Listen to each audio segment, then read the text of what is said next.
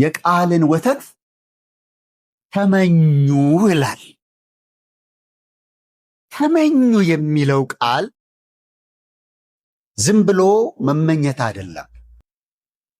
እጅግ በጣም የሚያቃጥል ጥም ማለት ነው።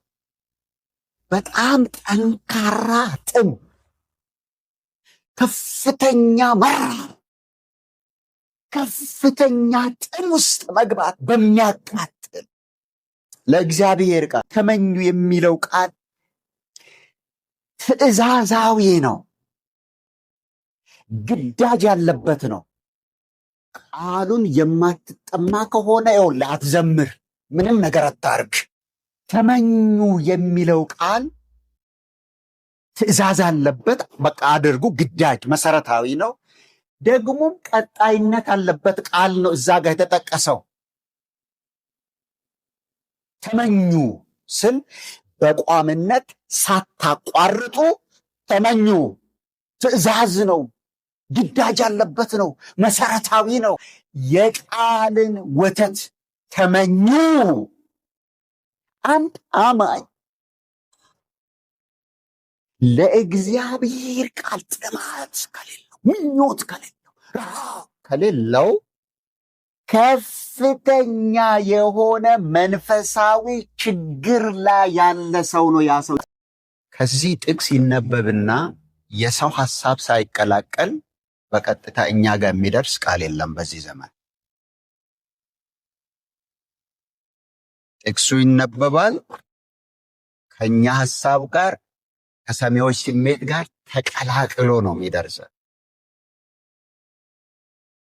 ይሄ ወደ እግዚአብሔር እንድናድግ አይጠቅመንም። ቶታሊ ቅልቅል ነው።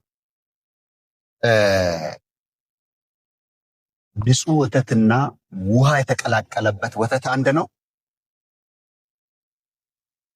ተውት። ንጹህ ወተት ገዝታችሁ እናንተ እንኳን ውሃ ብትቀላቅል አንድ አይነት ነው አይደለም? ሻጮች እኛም ብንቀላቅል ንጹህን ወተት እናገኝም። እንደው እንዲበረክትል ወይም በዛ እንድል ጨመርን እንጂ በምክንያት ንጹህ ወተት አይደለም፣ ውሃ ያለበትም። ያ ወተት የወተትን ትክክለኛውን ቫልዩ በሰውነታችን አይሰጥም። የተቀየጠ ስለሆነ ፒውር ንጹህ ወተት ስላልሆነ ያገኘ ነው። የእግዚአብሔር ቃል ይነሳል፣ በሰውም በሰይጣንም በዘመንኛም በተሞሉ ቃሎች ይቀየጣል። ይሄው የእግዚአብሔር ቃል ራሱ ሲነገር የሚሰራውን አይነት ስራ አይሰራም። የተነበበው ቃል ነው፣ ተቀይጦ ስለሆነ እኛ ጋር የደረሰው ንጽህናውን የጠበቀ ስላልሆነ በቃሉ ልክ በተጻፈው ልክ ሕያው ሆኖ በእኛ ዘንድ አይሰራም። በተለያዩ ፕሮግራሞች ሰው የሚመኘው የሚናፍቀው ሌላ፣ ምራበው ሌላ፣ ዝና፣ ክብር፣ ሀብት፣ ብር ይመኛል፣ ይናፍቃል። ኮንፈረንሶችን ሲሄድ እሱን ናፍቆት ቃሉን አስብም። ለዚህ እኮ ነው ቃል ላውጣል ሲባል አሜን ወሰድኩ የሚለው። ይሄንን ቃል ዘግቶ ማለት ነው። ቃል ላውጣል ስል ልውሰድ ይላል ሰው።